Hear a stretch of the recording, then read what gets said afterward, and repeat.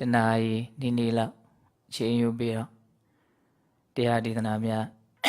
နာယူကြည်ညိုကြရအောင်နော်ဒီနေ့သာသနာတော်နှစ်2564ခုကောဇာတက္ကီ1382ခုပြာဆိုလာဇန်12ရက်2021ခုတလပိုင်း24ရက်တနင်္ဂနွေနေ့ညချမ်းခါကာလစကိုင်းတိုင်းဒေသကြီးစကိုင်းမြို့ရွှေမုံဝရပ်ကွက်သစ္စာရွှေစီကျောင်းတိုက်တွင်မှာဓမ္မဒါနအလှရှင်များနဲ့တကွအိုင်မောအနေတရားဒေသနာများကိုနာယူကြည်ညိုကြတဲ့တရားဓမ္မပေါင်းတို့အတွက်စနေတနင်္ဂနွေဥပုံနေ့ည8 နာရီအချိန်မှာဘုံဘုံတို့ဓမ္မဒါနဓမ္မပူဇာတရားဒေသနာများဟောကြားခြင်းတရားဒေသနာများနာယူခြင်းမြင့်မြတ်တဲ့ကုသိုလ်ကောင်းမှုကိုပြုကြတဲ့အခါကာလဒီနေ့ဓမ္မဒါနအလှရှင်များဖြစ်ကြတဲ့ရန်ကုန်မြို့အမှတ်44လာသာလမ်းမှာနေထိုင်ကြတဲ့ဒကာကြီးဦးဝင်းဒကမာကြီးဒေါ်သိန်းစိုးမိသားစုအမှတ်61တကုံသီရိလမ်းမှာနေတဲ့ဒကမာကြီးဒေါ်ခင်ကြီးမိသားစုစင်ကာပူနိုင်ငံမှာနေထိုင်ကြတဲ့ဥအောင်တန်းကြီးဒေါက်တာခင်ဝင်းမစ္စတာပေကင်စင်ဒေါ်ဆန်းဆန်းဝင်းဦးတန်းထီဒေါ်တိုဝင်းဒါယူတန်းစုကျွမ်းအသက်20ပြည့်မွေးနေ့အလှတဲ့ပြီးတော့အိုလီဗီယာကောင်းအေမီကောင်းစင်ကာပူအကိုင်းမိသားစုမွေးနေ့အလှနောက်ပြီးတော့စင်ကာပူနိုင်ငံမှာပဲနေထိုင်ကြတဲ့ဒကာကြီးဦးမြင့်အောင်ဒကမာကြီးဒေါ်စန်းမြင့်ကြီးမိသားစုတို့ရဲ့69နှစ်ပြည့်မွေးနေ့အလှဒကာကြီးဦးပြည်စုံဒေါ်ဝင်းမာတီတာထက်မြက်အောင်မြင့်မြတ်သမီးရုံးဝတီမိသားစုနဲ့ဥအောင်သူရဒေါ်ရီမွန်အေးတာဇွဲထက်သူရမိသားစုတို့ကပြီးရင်ကြီးဒေါ်ခင်မမရဲ့အသက်69နှစ်ပြည့်မွေးနေ့အလှသင်္ကန်းကျွန်းရန်ကုန်မြို့တဲ့ဖခင်ကြီးဦးကြည်မောင်ကြည်နဲ့မိခင်ကြီးဒေါ်လှရင်တို့အားရည်စူးပြီးတော့ရန်ကုန်မြို့တောင်ကလာပမှာနေထိုင်ကြတဲ့သမီးဖြစ်သူဒေါ်သွင်းအေးဒေါက်ခင်နောင်တို့ရဲ့မွေးနေ့အလှဦးမြတောင်ဒေါ်သွင်းထေမိသားစုချမ်းမြတာစီမန္တလေးမြို့တဲ့ဒီမိသားစုတို့ရဲ့ဓမ္မဒါနဓမ္မပူဇာကိုဘုန်းတို့အနုမောဒနာပြုနိုင်ဖို့ဖတ်ကြားပြပါနော်ဒီတော့ဒီကနေ့ညဟောကြားနာကြမယ့်တရားဒေသနာကမင်္ဂလာတရားတော်အပိုင်း16အနာဝဇာနိကမ္မာနိမင်္ဂလာဒါနိသဓမ္မစရိယာစညာတကနိသသင်္ကဟောအနာဝဇာနိကမ္မာနိဣတမင်္ဂလာမုဒ္ဓမသုံးတန်စေတနာဖြူရှင်တန်းလို့ပေးကမ်းဝေမျှလှူနိုင်စေကိုနှုတ်စိတ်ကြံမမိုက်မှားနဲ့သူစရိုက်တရားကိုကျင့်ပါလေရွှေမျိုးတွေကိုပြစ်မထားနဲ့သင်္ဃဟာတရားနဲ့ချီးမြှောက်လေတန့်စင်ပြေမျိုးလူတို့အကျိုးတည်ဖို့ရွယ်ဆောင်စီအခုကတန့်စင်ပြေမျိုးလူတို့အကျိုးတည်ဖို့ရွယ်ဆောင်စီနော်အနာဝိဇာနိကမ္မာနိကြီးပွားခြင်းချမ်းသာခြင်းပြည့်စုံခြင်းရဲ့အကြောင်းတရားတွေကိုမင်္ဂလာလို့ခေါ်တာကိုအလုံးနားကြည်ဝနေကြပြီနော်အဲ့တော့ရှိမင်္ဂလာတွေအကြောင်းကိုပြန်ပြီးတော့ဘုန်းဘုန်းတို့စကားအနုတန်တွေဆက်အောင်ပြန်မပြောတော့ပါဘူးနော်ပြောခြင်းတဲ့အကြောင်းအရာလေးတွေပြီးဝအချိန်လောက်ကပြောရအောင်ဟုတ်လား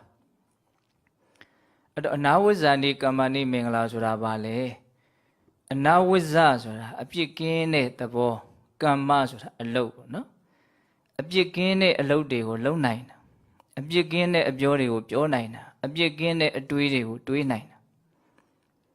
ဒါကိုအနာဝိဇ္ဇာနိကမ္မနိဒါကိုဦးဇင်းတို့လွယ်နားလည်အောင်ဒီအနာဝိဇ္ဇာနိကမ္မနိမင်္ဂလာကိုဘယ်လိုမှတ်ရမှာလဲဆိုတော့ဘုန်းတို့လမ်းဖောက်တယ်တရားဆောက်တယ်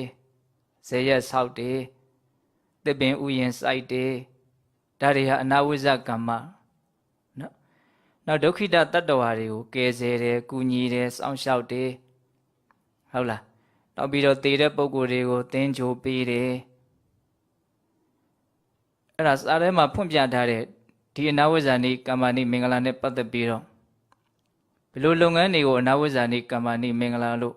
ပြောရတယ်လဲဆိုတာနဲ့ပတ်သက်ပြီးတော့ဒါလူရင်းလေးကိုပြောတာပေါ့နော်နောက်ပြီးတော့ဝေယဝိစ္စတွေလောက်ကြတယ်သူများပြုတဲ့ကုသိုလ်ကောင်းမှုတွေမှာဝိုင်းဝန်းပြီးတော့ဆောင်ရွက်ပေးတယ်ဟုတ်လားနောက်ပြီးတော့ဥပုံစောင့်တာလည်းပဲဒီအနာဝိဇ္ဇကမ္မအပြစ်ကင်းတဲ့အလုပ်တွေထဲမှာသူကတော့အထွတ်အထိပ်လို့ပြောနိုင်တယ်ပေါ့နော်ဒါကြောင့်မို့လို့ဒီမင်္ဂလာတရားနဲ့ပြည့်စုံအောင်ဘုန်းဘုန်းတို့ဘလို့နေရမှာတော့ဘလို့ကျင့်သုံးရမှာတော့လို့မေးရင်မိမိအပါဝင်လောကကြီးရဲ့ကောင်းကျိုးချမ်းသာကိုဖြစ်ထွန်းစေမဲ့အပြစ်ကင်းတဲ့အလုံးမှန်သမျှကိုအခြေအနေအားလျော်စွာတတ်နိုင်သလောက်ဘုံဘုံတို့လောက်ကင်ဆောင်ရွက်ပြောဆိုပေးရမယ်ပေါ့နော်အဲ့ဒါဘုံဘုံဒီမှာဒီအမှုကိစ္စတွေနဲ့ပတ်သက်ပြီးတော့ဒီမင်္ဂလာတရားနဲ့ပတ်သက်ပြီးတော့ဒီမင်္ဂလာနဲ့ကိုက်ညီတဲ့ကျမ်းစာထဲမှာပြထားတဲ့ဝိတ္ထုကြောင်းလေးတွေအကြောင်းအရာလေးတွေဒါလေးတွေကိုမကြံရစ်အောင်တည်တည်ချာချာလေးအစီအစဉ်လေးဆွဲပြီးတော့မှတ်ထားတယ်ဟုတ်လားအဲ့တော့လောကလူသားတွေကောင်းကျိုးချမ်းသာပြည့်စုံနိုင်စေဖို့ဆိုတဲ့မုံမြတ်တဲ့စိတ်ဓာတ်နဲ့ဒီအပြစ်ကင်းတဲ့ကောင်းမှုတွေအပြစ်ကင်းတဲ့အလုပ်ကိစ္စတွေကိုဆောင်ရွက်ရမယ်နော်ဒါတွေကိုဘုံဘုံတို့ကလှုပ်တဲ့လှုပ်ထိုက်တဲ့ကုသိုလ်ကောင်းမှုတစ်ခုအနေနဲ့မြင့်မြတ်တဲ့အလုပ်လို့နားလည်ပြီးတော့စွမ်းအားရှိသည်များလုပ်ရမယ်ပေါ့နော်ဒါဟာကြီးပွားခြင်းချမ်းသာခြင်းပြည့်စုံခြင်းရဲ့အကြောင်းကိုယ့်ရဲ့စိတ်စေတနာကမုံမြတ်ရင်မုံမြတ်တဲ့လောက်ကောင်းကျိုးချမ်းသာတွေလည်းပဲများစွာဖြစ်ထွန်းစေတဲ့အကြောင်းတရားကြီးတွေပေါ့ဟုတ်လားဒါဒီနေ့မှလမ်းဖောက်တယ်တရားဆောက်တယ်နော်လူတွေတဲဖို့ခိုးဖို့ဇေယျဆောက်တယ်နော်အရေးအဝါဒနဲ့ပြည့်စုံဖို့တစ်ပင်စိုက်တယ်နော်မျက်စိကြည်နူးဖို့စိတ်ချမ်းသာဖို့ဥယျာဉ်စိုက်တယ်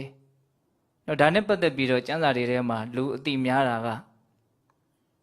တစ်ချိန်မှာတရားမင်းကြီးဖြစ်သွားတယ်ဥမာကဆိုဟုတ်လားမဆလရွာကလူငယ်33ယောက်ကိုခေါင်းဆောင်ပြီးတော့ဒီအပြစ်ကင်းတဲ့အလုပ်တွေကိုခေါင်းဆောင်ပြီးတော့လှုပ်သွားတာဖះလောင်းမှာပဲဟုတ်လားတစ်ချိန်တုန်းကတော့သူတို့လည်းပဲမှားမှားယွင်းယွင်းဆူဆူမိုက်မိုက်နေခဲ့ကြတာပဲနောက်တော့ဘုရားလောင်းကတတိတရားရပြီးတော့လူတွေအတွက်ကောင်းကျိုးပြုတဲ့လုပ်ငန်းတွေကိုလုပ်မယ်ဆိုပြီးတော့သူတယောက်တည်းတည်းမကဘဲနဲ့စိတ်ဝင်စားတဲ့လူငယ်တွေပါစုစည်းပြီးတော့တပင်တွေစိုက်တယ်လမ်းတွေကောက်အောင်လုပ်တယ်တရားတွေစောက်တယ်ဟုတ်လားအဲ့လိုနဲ့ကောင်းကောင်းမွန်မွန်နေထိုင်တဲ့အခါမှာနောက်တစ်ချိန်တုန်းကစိုးပေါ်စိုးပဲမိုက်ပေါ်မိုက်ဖက်ရွာကိုအုပ်ချုပ်တဲ့တကြီးကဒီလိုမျိုးအမှုအကျင့်တွေကကွဲပြားသွားတော့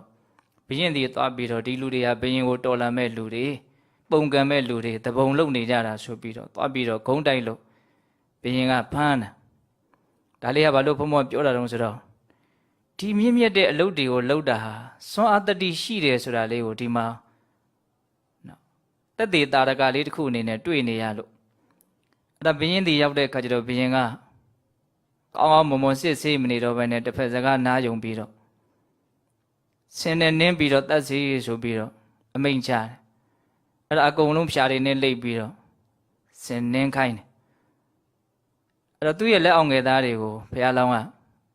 မေတ္တာမပြတ်ဖို့နော်ကိုလျှောက်လန်းနေတဲ့ကောင်းတဲ့လမ်းကြောင်းကိုမသွေဖေဖို့စုံမတော်မေတ္တာပို့တယ်အဲ့ဒီမေတ္တာရဲ့အစွမ်းလည်းပါမယ်ပေါ့အဲ့ဒါဆင်းတွေကမနှင်းရဲဘူးနောက်တစ်ကောင်ပြောင်းပြီးတော့နင်းခိုင်းမနှင်းရဲဘူးနန်းတော်မှာရှိတဲ့ဆင်းသားကုံသွားတယ်တစ်ကောင်မှမနှင်းရဲဘူးအဲ့ဒါနဲ့ဘုရင်ကြီးကအံ့ဩပြီးတော့မင်းတို့မှာအဆောင်တွေရှိပုံရတယ်ဘာအဆောင်တွေရှိတော့ဆိုတော့ဘုရားလောင်းကဟုတ်တယ်အဆောင်ရှိပါတယ်ဆိုတော့သူ့ကိုကြိုးတွေပါတွေဖြည့်ပြီးတော့အဆောင်ကိုပြပါဆိုတော့သူတို့လုပ်တဲ့လုပ်ငန်းတွေကိုပြောပြသူတို့ရဲ့အဆောင်ကတော့အဲ့ဒါပဲလမ်းတွေကောင်းအောင်လုပ်တယ်တရားတွေထိုးတယ်ဟုတ်လားအခုလည်းပဲမင်းကြီးရဲ့ပုံမှာတော့ဒေါသမထွက်အောင်မေတ္တာတရားနဲ့နေဖို့ပြောတယ်သူ့မှာရှိတဲ့ဆောင်ကတော့ဒါပဲဆိုတော့မှဘုရင်ကြီးကသဘောကျပြီးတော့အဲ့ဒီရွာသားရာတို့သူ့ပြောင်းပေးပြီးတော့အဲ့ဒီနင်းခိုင်းတဲ့ဆင်ကြီးကလက်ဆောင်ပေးလိုက်တယ်ဟုတ်လားဒါကဘုံဘုံတို့လူတိုင်းသိနေတဲ့အကြောင်းအရာလေးတစ်ခုပေါ့နော်နောက်ပြီးတော့ဘုံဘုံတို့ဒီအနာဝဇ္ဇာနိကမ္မနိမင်္ဂလာထဲမှာအကျုံးဝင်နေတဲ့ နော်ဒုက္ခိတတတ္တဝါတွေကယ်ဆယ်တာဒုက္ခရောက်နေတဲ့လူတွေကိုကူညီတာစောင့်ရှောက်တာဒါလည်းပဲအလွန်မှမြင့်မြတ်တဲ့လုပ်ငန်းတစ်ခုပေါ့နော်အဲ့ဒီမင်္ဂလာနဲ့ပတ်သက်ပြီးတော့ကျမ်းစာထဲမှာထင်ရှားတဲ့အကြောင်းအရာတစ်ခုဒါပေမဲ့လို့ဒီမာကလူလင်လို့တော့သိပ်ပြီးတော့လူသိမများဘူးပေါ့အဲ့ဒါကဘာလဲဆိုတော့ဘဂဗြဟ္မာကြီးရဲ့အကြောင်းဟုတ်လားအောင်ကြီး၈ပါးထဲမှာဘဂဗြဟ္မာကြီးကိုမြတ်စွာဘုရားခြေချွတ်တော်မူတယ်ဆိုတာသိကြတယ်နော်ဗြဟ္မာကြီးကအလွန်အသက်ရှည်တဲ့အတွက်ကြောင့်နော်သူ့ကိုယ်သူမြဲတယ်ဘယ်တော့မှမပျက်စီးတော့ဦးကျန်တဲ့တတ္တဝါတွေသူ့နောက်မှာဖြစ်လာတာတွေကိုပဲ तू ကသိပြီးတော့ तू ကပဲဖန်ဆင်းတယ်လို့ထင်းနေတာဟုတ်လားနောက်သူ့ရဲ့အတိတ်ကာလကပြုခဲ့တဲ့ကောင်းမှုတွေဘာမှ तू အမှတ်မရတဲ့အခါကျတော့တတ္တအယူကအလွန်ကိုစွဲသွားလို့အဲ့ဒါမြတ်စွာဘုရားအခုလို့သင်ဟာကောင်းကျိုးချမ်းသာတွေကိုရနေတယ်ဆိုတာအလကားရတာမဟုတ်ဘူးတစ်ချိန်တုန်းကသင်ပြုခဲ့တဲ့နော်ကောင်းတဲ့စိတ်စေတနာတွေကောင်းတဲ့အပြုအမူတွေကြောင့်မလို့သင်ဒီလိုကောင်းကျိုးတွေကိုရတာဆိုပြီးတော့ခါထား၄ဘုတ်နဲ့သူ့ဘဝနောက်ကြောင်းလေးတွေကိုမြတ်စွာဘုရားပြန်ဟောပြတာရှိတယ်အဲ့ဒါဘုံဘုံနည်းနည်းရွတ်ပြနော်ဒွန်သင်သည်ပုပ္ပေရှိခါကာလကကမ္မဏိတံပရိတေတေကန္နာယတွင်ဝယ်နေဘူးဖြစ်နှိမ့်ဆက်အပ်ကုန်သောပိပါတိတေရေငတ်၍နေကြကုန်သောဘဟုမနုဿေများလာပြီးတော့လှဲ့ကုန်တဲ့လူအပေါင်းတို့ကိုယံအပါယေတိအဘိညာဉ်တကိုးဖြင့်အချင်းရေမိုးကိုတောက်ချိုးသုံးဆောင်စေခဲ့လေပြီတေသင်ယေပုရဏံရှိ၌ဖြစ်သောတံဝတ္တသီလဝတ္တံထိုဆောက်တည်အလေးကျင့်သင်ကျင့်သုံးအပ်သည့်အကျင့်သီလဝတ်ကိုအဟံလူသုံးပါးတို့၏ဆရာဖျားငါသည်သုတ္တပဗုဒ္ဓဝဣတိယောက်ျားနိုးသောလာသို့အနုတ္တရာမိပုပ္ပေနိဝါဒနုတ္တိအဘိညာဉ်ဖြင့်ဗမ္မံစိစိအောက်မေ့သိမြင်ခဲ့ပြီပြမကြီးကိုမြတ်စွာဘုရားပြောပြတာသင်ဟာတစ်ချိန်လုံးကဇံရအောင်ကြိုးစားအထုတ်ခဲ့တဲ့တကိုးရှိတဲ့ယတိတစ်ပါးဖြစ်ခဲ့တာတဲ့အဲ့ဒါတနေ့တော့အဲ့ဒီယတိကြီးကသူကကင်္ဂါမြေကမ်းဘေးမှာသင်္ကန်းကျောင်းဆောက်ပြီးတော့နေတာ哦အဲ့ဒါကင်္ဂါမြေတွေကိုကြည်တော့ရေတွေကလှိုင်းလုံးကြီးတွေထကြည်လင်ပြီးတော့သူ့စိတ်ထဲမှာအဲ့ဒီရေတွေကြည်ပြီးတော့ဘာတွေးမိလဲဆိုတော့ဩရေတွေကဒီမှာသာအရန်ပေါ်နေတာဒီလိုကြည်လင်တဲ့ချိုအေးတဲ့နော်ရေကိုမရတဲ့လူတွေများရှိသလားဒီမှာသာရေတွေကပေါ်နေတာရေရှားလို့ဒုက္ခရောက်နေတဲ့လူများရှိသလားလို့သူ့ရဲ့ဘိညာဉ်တကိုးနဲ့သူကြည့်တဲ့အခါတဲကန္တာရထဲမှာလမ်းပြောက်ပြီးတော့လမ်းမှားပြီးတော့တေးအံစဲစဲဖြစ်နေတဲ့ကုံတွေတွေကိုသွားမြင်နေတဲ့ကုံတွေတွေလည်းကံကောင်းတာပေါ့နော်မျက်စိလေလမ်းမှားပြီးတော့ထွက်လမ်းမသိပဲနဲ့နော်ရေပြက်ပြီးတော့တေးရတော့မယ်အနေအထားကိုမြင်လို့တနာတဲ့စိတ်နဲ့အဲ့ဒီနေရာကို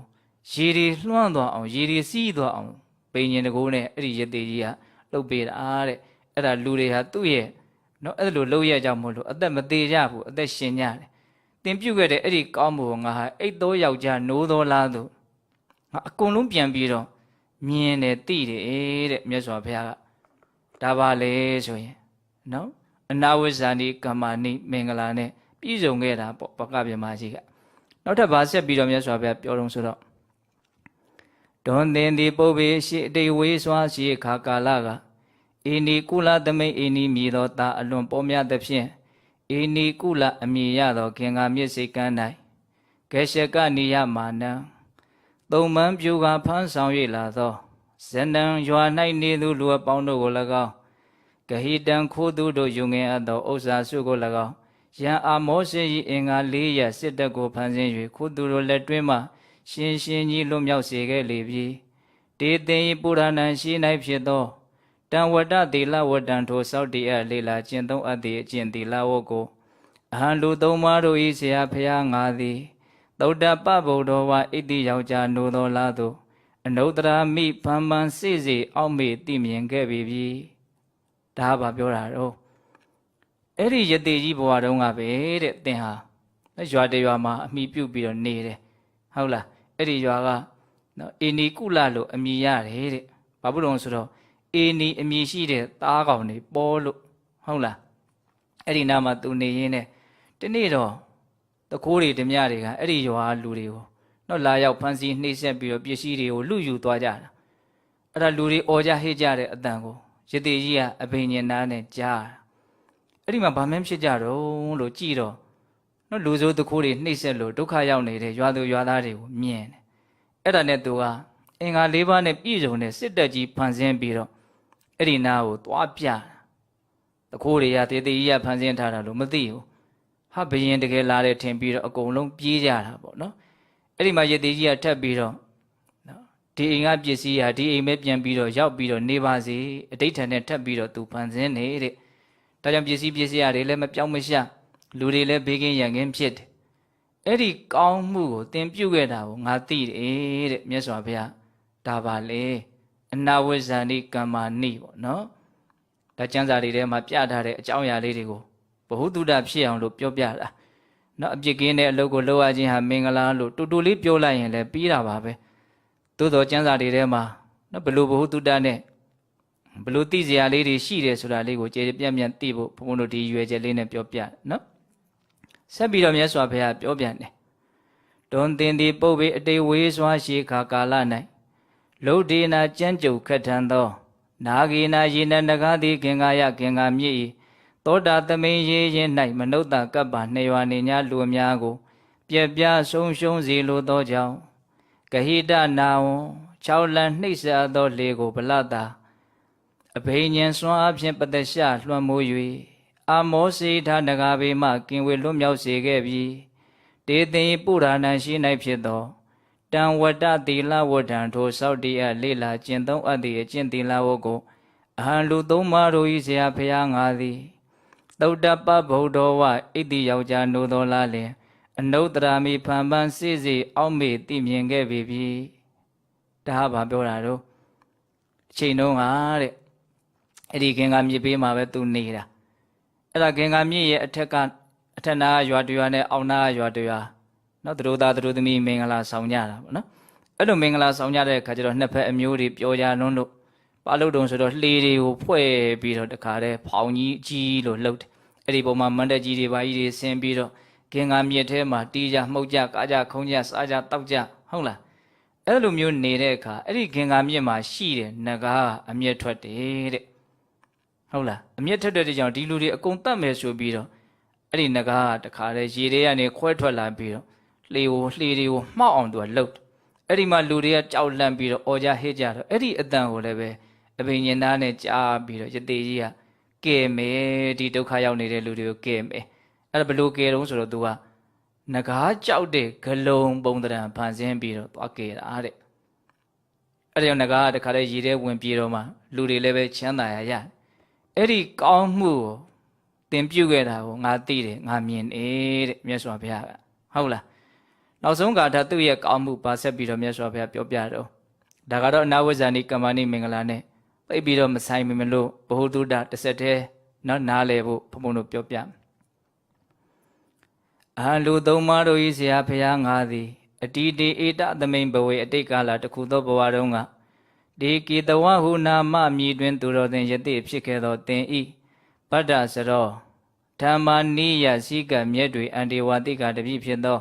ကပ္ပောကပ္ပမြည်တွင်ယတိသူတော်စင်သည်အဟောတိဖြစ်ခဲ့လေပြီတစ်ချိန်တုန်းကတဲ့သင်ကကေတဝလို့အမည်ရှိတယ်ယတိသူတော်စင်ကြီးတစ်ပါးဖြစ်ခဲ့တာတဲ့ပကဗြဟ္မာကြီးကအဲ့ဒီတုန်းကဘုရားလောင်းကနော်သူ့ရဲ့တပည့်အန္တေဝတိကတပည့်နာမည်ကကပ္ပလို့အမည်ရတယ်တဲ့အဲ့ဒီတပည့်ကပ္ပဖြစ်တဲ့ဘုရားလောင်းယတိကိုဒီပကဗြဟ္မာကြီးရဲ့အလောင်းကေတဝဆရာယတိကြီးကအလွန်မှမြတ်နိုးတယ်ဟုတ်လားတွန်တင်ဒီမန်ငါကိုတရားထိုးစဉ်ခါကာလကတံဗုဒ္ဓိမန္တံကောင်းမြတ်ထူးကျွန်ပညာဉာဏ်ရှိသူဟု၍၎င်းဝတိနံကိုကျင့်သီလလောင်းငါကုံလုံးပြည့်စုံသူဟု၍၎င်းအမင်းကြီးမြတ်နိုးအာယံချီးမွမ်းခဲ့လေပြီဒေသင်ပုရဏံရှိ၌ဖြစ်သောတံဝတ္တသီလဝတ္တံထိုစောက်တရားလေးလာကျင့်သုံးအပ်သည်အကျင့်သီလဝတ်ကိုအဟံလူသုံးပါးတို့၏ဆရာဖျားငါသည်သုတ္တပဗုဒ္ဓဝါဣတိယောက်ျားနိုးတော်လားလျင်အနုတ္တရာမိအဖန်ဖန်စိစိအောက်မေသိမြင်ပေပြီအဲ့ဒီဘဝကိုလည်းပဲမြတ်စွာဘုရားမြင်တယ်အဲ့ဒီတုန်းကနော်ဒီဇက်လန်လေးကဒီဇက်တော်လေးကနော်ဆရာကြီးနန္ဒသိန်းစံတော်မှာစောပါတပုတ်ရေးထားတာရှိတယ်နော်ကိတဝဇတ်တဲ့ဒီဇက်သူကဘာလဲဆိုတော့ ဒီကေတဝရတေကြီးကိုဘုရင်ကြီးကအလွန်ကြည်ညိုတဲ့အတွက်ကြောင့်မို့လို့နော်တော်ထဲမှာမနေပါနဲ့ဆိုပြီးတော့နန်းတော်ဦးမှာထားပြီးတော့ကိုးကွယ်တာသူတိုင်းပြည်ရောက်တော့အဲ့ဒါတော်ထဲပြန်ပြီးတော့မလွတ်တော့ဘူးအဲ့တော့တပည့်အချမ်းရနေနဲ့နေတာနောက်တော့အဲ့ဒီဟိမဝန္တာမှာဒီဖះလောင်းကပ္ပအမှုပြုတဲ့ဖះလောင်းကတပည့်ကြီးပေါ့ယသိတွေကလည်းရှိအဲ့ဒါဆရာကြီးဖြစ်တဲ့ကေတဝယသိကနန်းတော်မှာကောင်းကောင်းမွန်မွန်စားရတောက်ရနေရထိုင်ရပြီမလို့မပြော့ဘူးတဲ့တဖြည်းဖြည်းနဲ့ပိန်ချုံပြီးတော့အသားရည်တွေလည်းညှိုးနွမ်းဆူဆူပြေပြေမရှိတော့အဲ့ဒါနဲ့ဘုရင်ကြီးကဘလို့ဖြစ်တုံးလို့မေးတဲ့အခါကျတော့မှ तू ကနောက်ဆုံးတော့မအောင်အီးနိုင်ဘူးပြောရတယ်ဘာပြောတုံးဆိုတော့တောထဲမှာမျက်သီးဆန်လေးစားပြီးတော့ချွတ်ချွတ်ငဲ့ငဲ့နေရပြီမလို့ तू မျက်နိုးတဲ့ तू လေးစားတဲ့နော် तू ချစ်ခင်တဲ့မိတ်ဆွေစစ်မိတ်ဆွေမှန်တဲ့နေရတဲ့အတွက်ကြောင့်သူ့စိတ်ဟာအလွန်ချမ်းသာအခုမြို့ကြီးပြကြီးမှာကောင်းကောင်းမုံမုံနေရထိုင်ရစားတော့ရပြီမလို့နော် तू ချစ်တဲ့ခင်တဲ့လူနဲ့ကိုယ်ကွင်းနေရတဲ့အတွက်ကြောင့် तू ဟာမပျော်ဘူးဒါကြောင့်မို့လို့ဟိမဝန္တာကိုပြန်ပြီးတော့ပို့ပါလို့ပြောတော့ဘုရင်ကြီးကအဲ့ဒါမကြည့်ရလို့ပြန်ပို့ရတယ်အဲ့ဒီတော့အဲ့ဒါဘုရားလောင်းကပ္ပယသိကိုအဲ့ဒီကေတဝယသိကြီးကအလွန်မှမျက်နိုးတာပေါ့နော်ဘာဖြစ်လို့မျက်နိုးတာတော့ဆိုတော့ဉာဏ်လည်းရှိလို့အကျင့်လည်းကောင်းလို့ဒီမှာသူချီးမွမ်းတာလေးပြောထားတယ်ဟုတ်လားတန်ဗုဒ္ဓမန္တန်ကောင်းမြတ်ထူးချွန်ပညာဉာဏ်ရှိသူဟု၍၎င်းဝတိနံကိုချင်းတီလာလောင်းငါကုံလုံးပြည့်စုံသူဟု၍၎င်းအမင်းကြီးမျက်နှိုးအာရန်ချီးမွမ်းခဲ့လေပြီတပည့်ကိုချစ်တာဟုတ်လားအဲ့ဒါကိုဆရာကြီးနန္ဒသိန်းတန်ကဒီလိုဂုံပကာသနာကိုမမက်မောပဲနဲ့အချင်းချင်းစစ်မှန်တဲ့မေတ္တာတရားနဲ့နော်ပျော်မွေ့ကြတဲ့အဲ့လိုလူမျိုးတွေကဒီဘက်ခေတ်မှာရှားသွားပြီဆိုပြီးတော့သူကဖတ်စီဟာကောင်းအောင်လည်းအလွန်ရေးတတ်ပါတယ်နော်ပကံမှာတချို့ဖရာကြီးတွေမှာဒီဇက်တော်တွေကိုစင့်အုပ်ခွက်တွေနဲ့ပုံဖော်ပြီးတော့ထားတာတွေရှိတယ်အဲ့ဒါသူလိုက်ပြီးတော့ရှာမိတယ်တဲ့ကေတဝဇက်လေးမှာဘယ်နှမ်းမြန်တွေ့မလဲပေါ့အမှန်ဖရာတွေကိုရှာတာကိုပြောကျင်တာမဟုတ်ဘူးလူလောကကြီးမှာရှာနေတာကိုပြောကျင်တာအထာလေးနဲ့ရေးတာပေါ့နော်ကင်ထားတော့အဲ့ဒါပြောရင်တာကဘာတော့ဒီဘကပြမကြီးဟာနော်တတန်းတွေအလွန်ရှည်ဘုံတကိုးတွေအလွန်ကြီးဆိုတာအလကားသူရခဲ့တာမဟုတ်ဘူးနော်သူကျင့်သုံးခဲ့တဲ့အကျင့်စောတော်ကပြောခဲ့တဲ့နော်အနာဝိဇ္ဇာနိကမ္မနိမင်္ဂလာတွေကိုထည့်သွင်းပြီးတော့ပြောမယ်ဆိုရင်နော်သူ့ရဲ့ဒုက္ခရောက်နေတဲ့တတ္တဝါတွေရဲ့ပုံမှာကယ်ခဲ့တာတွေမရှိဘူးလားနော်ကူညီခဲ့တာတွေမရှိဘူးလားအဲ့ဒါပါလဲဆိုရင်အနာဝိဇ္ဇာနိကမ္မနိမင်္ဂလာထဲမှာအကျုံးဝင်နေတယ်လို့မှတ်ရမယ်နော်နောက်ပြီးတော့ဘုံဘုံတို့လူတယောက်သေးသွားပြီဆိုလို့ရှိရင်ဝိုင်းဝန်းပြီးတော့တကြိုကြတယ်။နော်ဒါကြီးကဒီတိုင်းပြစ်ထားလို့မဖြစ်ဘူး။ဟုတ်လား။နောက်ပိုင်းကျတော့လူယဉ်ကျေးမှုမြန်မာထုံးကားလာတာနဲ့မျှနော်ဒီအင်းကြိုတဲ့ကိစ္စလည်းပဲကြီးကြီးကျယ်ကျယ်ခန်းခန်းတန်းတန်းလုပ်ကြတာတွေလည်းရှိတာပေါ့။တကယ်အဓိကပါလဲအင်းကြိုတဲ့ဆိုတာဒီတိုင်းပြစ်ထားလို့အဆင်မပြေလို့မြုပ်လိုက်ရတာမီးရှို့လိုက်ရတာပဲလေ။ဟုတ်လား။အဲ့ဒါကိုလည်းပဲတချို့နှိမ်ကြတဲ့နွမ်းပါတဲ့လူတွေကြတော့ဒါကိုပဲတခါတည်းမတကြိုနိုင်မင်းနဲ့ဒါကြီးကိုပဲဒီတာဝန်ကိုပဲမထမ်းဆောင်နိုင်တော့ဘဲနဲ့ကျန်တဲ့အတိုင်းဝိုင်းကဝန်တို့ငွေကြီးဖြစ်ပြီးတော့ဒုက္ခဖြစ်နေကြတာရှိအဲ့ဒါကိုဝိုင်းဝန်းပြီးတော့မလုပ်ကြတာတော့ချီးမြှောက်ကြတယ်ဝိုင်းဝန်းပြီးတော့ကူညီကြတယ်ဒါကိုသင်္ကြိုတယ်ဟုတ်လားသင်္ကြိုတယ်သင်္ကဟဒီကနေပြီးတော့စကလုံးလေးတွေဆက်သွယ်နေတာကိုသတိထားကြည့်ဟုတ်လားအဲ့ဒါလိုခုခေတ်ဆိုရင်တော့ဒါနာရေးကူညီမှုအသင်းဆိုတာမျိုးပေါ့လေဟုတ်လားဒါဒီမင်္ဂလာထဲမှာဓာတ်ရိုက်အကျုံးဝင်နေတာပဲဟုတ်လားအဲ့ဒါနဲ့ပတ်သက်ပြီးတော့ဘုံဘုံတို့ထင်ရှားတာကဘာလဲမြတ်စွာဘုရားလက်ထက်ကယတ္တတထေတာဆိုတာကြတော့လူတွေသိကြပြီနော်ဒီနာရေးကူညီမှုအသင်းနဲ့ပတ်သက်ပြီးတော့ဒီယတ္တအကြောင်းကလည်းပဲအလွန်မှအပြောများတယ်သူကလည်းပဲဘုရားလောင်းနီးလောက်သူကလည်းပဲလောကီချမ်းသာနဲ့ပြည့်စုံခဲ့တာပဲသူကလည်းအလွန်ချမ်းသာတဲ့တထေတာပဲနော်ယတ္တတထေတာဆိုတာဘုံဘုံတို့မြတ်စွာဘုရားဖြစ်မဲ့နေ့မှာဘုရားဖြစ်ခါနေ့မှာကနာနိုဇွန်ကွက်လှူတဲ့သူဇာတာချားဟုတ်တယ်နော်သူဇာတာရဲ့သားသူကဟုတ်လားအဲ့ဒါဖះပွင့်ပြီနော်ဖះဖြစ်ပြီဆိုတော့သူကအဲ့ဒီချိန်မှာအိမ်တော်တွေဘာတွေကြားပြီးတော့သူဇာတာမြတ်စွာဘုရားကိုကနာနိုဇန်ကတော့တချို့ကအပြူပေါက်စာအရွယ်လေးဟုတ်လားသားကောင်းကောင်းသားသမီးကောင်းကောင်းရခြင်းလို့လာပြီးတော့ပူဆိုတာလို့ထင်နေကြတာအမှန်မဟုတ်သူအဲ့ချိန်ကျတော့အသက်ကြီးနေပါပြီဒီညောင်မင်းကြီးကိုလာပြီးတော့ပူဇော်လို့သူ့မှာသားအောင်သမီးကောင်းရတယ်ဆိုပြီးတော့ကျေးဇူးတင်လို့လာပြီးတော့ပူဇော်နေတာနှစ်ပေါင်းများစွာကြာပြီအဲ့ဒီအချိန်တုန်းကဆိုရင်ယတ္တတထေတာကတော့အသက်20ကျော်လောက်တောင်ရှိရောမယ်လို့မင်းကုန်းစလို့ရဲ့အဲ့လိုလေးဆုံးဖြတ်ပြတယ်။ဒါဘုရားပွင့်ပြီးတော့မကြခင်ပဲပြင်စဝိကြီး9ဦးတော့ယန္တာဖြစ်ဟုတ်လား အဲ့ဒီချိန်မှာမြတ်စွာဘုရားနဲ့ဒါလောကမှာယဟန္တာ6ပါးပဲရှိသေးတယ်အဲ့ဒါပြီးတော့ကျွတ်တန်းဝင်တာဘယ်သူလဲလို့မေးတော့ဒီယတ္တတထေသာအလွန်ချမ်းသာတဲ့သူကလည်းဘုရားလောင်းလိုပဲတွေကကာလမိုးကကာလဆောင်းကကာလစံနှန်းတော်တွေသုံးဆောင်တဲ့နော်သူ့ရဲ့ဖေကလည်းအလွန်ချမ်းသာတဲ့အတွက်ကြောင့်သူသားယောက်ျားလေးတွေကိုမြင်လို့ရှိရင်ထိတ်တဲ့လက်တဲ့သဘောဖြစ်မှာဆိုလို့အနားမှာယောက်ျားတောင်တယောက်မှမထားဘူးတဲ့အဲ့လောက်ချမ်းသာတယ်မိန်းကလေးတွေကြီးပဲဟုတ်လားဒါပေမဲ့လို့လည်းပဲပါရမီကံတွေကရှင်းရှင်းမာပါလာခဲ့ပြီဆိုတော့အဲ့ဒီချမ်းသာမှုအဲ့ဒီလူတွေအများကြီးမမောကြတဲ့အရာတွေကသူ့ကိုအမြဲတမ်းအမှောင်ချမထားနိုင်ဘူးသူ့ကိုဖုံးလွှမ်းမထားနိုင်ဘူးနော်သူ့ကိုဆွဲဆောင်မထားနိုင်ဘူးနော်အထဲထဲမှာပါရမီကသူကျင့်ခဲ့တဲ့သူဖြည့်ဆည်းခဲ့တဲ့နော်သူ့ရဲ့မြင့်မြတ်တဲ့နော်အနေအထားတွေကနော်ဘယ်လိုတုံးဆိုပွင့်တော့မဲ့ဇဲဇဲဖြစ်နေပြီပေါ့နော်အဲ့ဒါနဲ့တညမှာသူ့ကိုဖြောပြေးနေကြတဲ့ဒီအတီးကြမှုတ်ကြတဲ့အကုန်လုံးပေါ့လေအဲ့ဒါတွေကညသကောင်လောက်ရောက်တော့အိပ်ပျော်သူအိပ်ပြီဆိုတော့ဟိုကအိပ်ကြတာသူများတွေအကုန်လုံးအိပ်နေပြီဆိုတော့မှသူကထပြီးတော့နိုးလာတယ်သူကအချိန်မတော်စောစောစီးစီးအိပ်ပျော်သွားတာကိုနိုးလာပြီလဲဆိုတော့တုံလုံးပက်လက်အိပ်နေတာတွေကိုမြင်ရတယ်ဒီစီမီရောင်နဲ့အဲ့ဒါတွေလည်းမြင်ရောသူ့စိတ်ထဲမှာ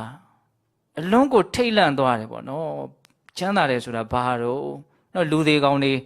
မြင်နေရတယ်လို့တင်ကြံကုန်းတွေရောက်နေတယ်လို့သူ့စိတ်ထဲမှာအဲ့လိုထင်တယ်နော်ကာမချမ်းသာမှာသူ့စိတ်ထဲမှာตาရစရာရှာလို့မတွေ့ဘူးဟုတ်လားအဲ့တော့ချမ်းသာတယ်မချမ်းသာဘူးဆိုတာလည်းပဲကောင်းတယ်မကောင်းဘူးဆိုတာလည်းပဲဒီအာယုံပေါ်မှာကြီးအဓိကမူတည်တာမဟုတ်ဘူးနော်သူစိတ်ကဘယ်လိုမြင်လဲဆိုတာမူတည်ရအာယုံတော့ဒီအာယုံပဲဒါကိုပဲအလွန်မင်းမဲ့မောနေတဲ့လူရှိသလိုဒါကိုပဲထားခဲ့ဖို့ကြိုးစားနေတဲ့လူကလည်းရှိနေနော်အဲ့တော့သူ့ရဲ့ပါရမီပေါ်မှာမူတည်တာပေါ့အဲ့တော့သူဘာလုပ်တုံးဆိုဆင်းရဲပေစွပူလောင်ပေစွလူတွေအလွန်မဲ့မောတဲ့အာယုံတွေကြားထဲမှာဟုတ်ပဲသူကအဲ့လိုညီးတာဆင်းရဲပေစွပူလောင်ပေစွဆိုတော့ကြံရမရဘာလို့ဆိုတော့ငါထွက်သွားတော့မယ်ပေါ့နော်အကုန်လုံးပြည့်စုံနေတဲ့တထေသားတယောက်ကဒါကိုသူစိတ်ထဲမှာကျင့်တတ်မှုမရဘူးဟုတ်လားကောင်းတယ်လို့မထင်ဘူးပူလောင်နေဆင်းရဲတယ်လို့ထင်တယ်ဒီအပူတွေဒီဆင်းရဲတွေကငြိမ့်တဲ့နေရာကိုပဲသူသွားခြင်းတယ်ဆိုအဲ့ဒါမနဲ့လင်းကနေသူထသွားတာတော့တကောင်ကြော်လောက်မှသူအတွေးတွေဖြစ်လာပြီးတော့ထသွားတာပဲညာကြီးမိုးချုပ်ထသွားအဲ့ဒါမြတ်စွာဘုရားဒီရောက်တော့သူတဲ့တိုးတာပဲမြတ်စွာဘုရားလည်းသူ့ကိုထွက်ကျိုးနေတယ်လို့ပါပဲဟုတ်လားအဲ့ဒီမြတ်စွာဘုရားနာရောက်တော့လေသူကသူ့နှုတ်ကညည်းနေတာပဲနှိမ့်ဆက်ပေးဆိုပူလောင်ပေးဆိုအဲ့ဒီမှာမြတ်စွာဘုရားချက်သားငါသိထားတဲ့နိဗ္ဗာန်ဆိုတဲ့တရားမှာအဲ့ဒီနှိမ့်ဆက်တာတွေပူလောင်တာတွေမရှိဘူးလို့ပြောတယ်အဲ့ဒါနဲ့တူပြောရပါတော့သူတရားဟောလိုက်တဲ့အခါမှာသူသောတာပန်ဖြစ်တယ်နောက်တော့သားပြောက်လို့ဆိုပြီးတော့တထေးကြီးကလိုက်ရှာအဲ့မြတ်စွာဘုရားအဲ့ဒီသားကိုတကိုးနဲ့ဖွက်ထားသေးတယ်တထေးကြီးကနော်သားကိုမြင်ပြီးတော့စိတ်တွေဟွာလုံးမှာဆိုလို့တထေးကြီးကိုအရင်တရားဟောတထေးကြီးသောတာပန်ဖြစ်အဲ့ဒီမှာသားတခါယဟန္တာဖြစ်ပေါ့နော်အဲ့ဒီမှာတခါတည်းအိမ်ရောက်သွားပြီးတော့ဒီအမေတွေရောသနီးမယားတွေရောအကုန်လုံးတရားတို့တရားမြတ်တွေရကြလွယ်ကူကူပဲသူတရားသိဖို့အတွက်ဟုတ်လားအဲ့လိုတရားတွေသိသွားပြီလဲဆိုရောသူ့မှာတငယ်ချင်းအရင်ချာတထေသား၄ယောက်နောက်ထပ်ရှိသေးတယ်သူ့လိုပဲချမ်းသာတဲ့တထေသားတွေတယောက်မှာသူတို့ကအချမ်းရန်ဒီတငယ်ချင်းသဘောမျိုးပေါ့10ယောက်စီရှိတော့အလုံးသူက9ချိတ်ဟောလို့လေ55ယောက်ပေါ့ဟုတ်လားသူတို့9ယောက်နဲ့နောက်ထပ်50နဲ့အကုန်လုံးအဲ့ဒါသူယဟန်ပြုသွားပြီဆိုတော့ကျန်တာတွေကလည်းဒါမြင့်မြတ်တဲ့ကိစ္စပဲဆိုပြီးတော့ယုံကြည်မှုနဲ့ယဟန်ပြုကြတာနောက်အကုန်လုံးယဟန်တာတွေဖြစ်ကြတာ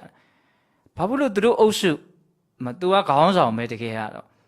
ဒီလိုလွယ်ကူကူနဲ့တရားရသွားတော့ဆိုတော့တစ်ချိန်လုံးကဒီအနာဝိဇ္ဇာနိကမ္မဏိမင်္ဂလာအမှုပြုတဲ့ကောင်းမှုကိုပြုရင်းနဲ့လေးနဲ့တဲ့အတိညာဒီစိတ်တန်တန်မှာဖြစ်ခဲ့ဘူးလေဒီဥစ္စာလေးတွေကပြောကြအလွန်ကောင်းတယ်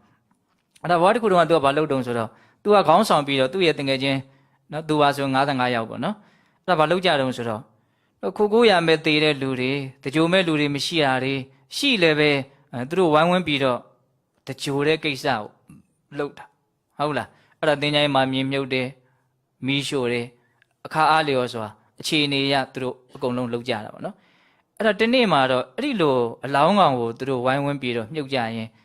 နဲ့ပြန်တဲ့လူတွေကမီးရှို့ထားခဲ့တော့ပြန်သွားကြတာပေါ့အဲ့ဒါယတတထေသားအလောင်းကသူတယောက်တည်းသင်္ချိုင်းကုန်းမှာကျန်တယ်ဒီအလောင်းကြီးကိုကြည်နေတယ်မီးတွေလောင်းသွားတယ်အလောင်းကြီးကြည်နေတယ်နော်အလောင်းကြီးကနော်သူ့စိတ်ထဲမှာအလွန်မှ အနှစ်သာရကင်းမဲ့တဲ့လောကကြီးပါလားဆိုတာကိုသိဖို့အတွက်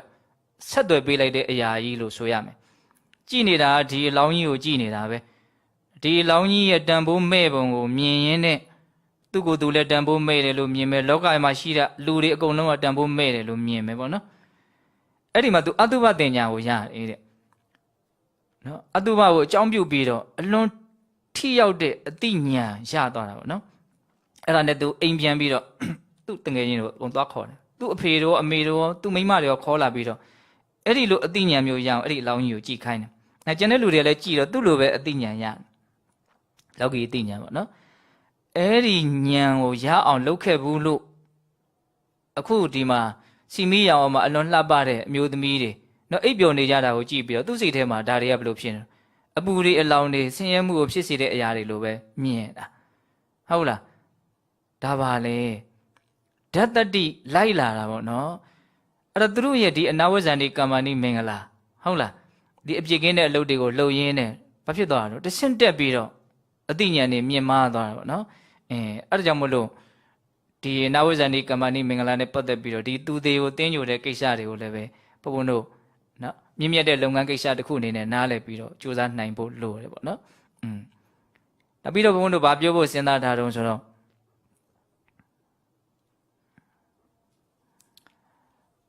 ့ဝေယဝိဆလုပ်ငန်းကိုလည်းပဲဒီအနာဝိဇ္ဇာနိကမ္မဏိမင်္ဂလာတွေကိုထည့်သွင်းထားတယ်။နောက်ဝေယဝိဆဆိုတာလည်းပဲနေပဲအလွန်ကျေတော့နော်သူများလှူတယ်တန်းတယ်ဆိုရင်ဝိုင်းဝန်းပြီးတော့ဆောင်ရွက်တယ်။နောက်တရားစခန်းမွေးတွေဘာတွေဖြစ်အောင်လုပ်တဲ့ခါမှလည်းဝိုင်းဝန်းပြီးတော့ဆောင်ရွက်ကြတဲ့နေရာထိုင်ခင်းတန်ရှင်းရေးအစအအရာရာအကုန်လုံးလိုအပ်တာမှန်သမျှဖြည့်ဆည်းပြီးတော့လုပ်ကြကိုင်းကြပြောကြဆိုကြဒါပဲလုပ်တာတော့ဝေယဝိဆအဲ့ဒီဝေယဝိဆကုသိုလ်ဟာလည်းပဲအနာဝိဇ္ဇာနိကမ္မဏိမင်္ဂလာပဲလို့နားလည်ရ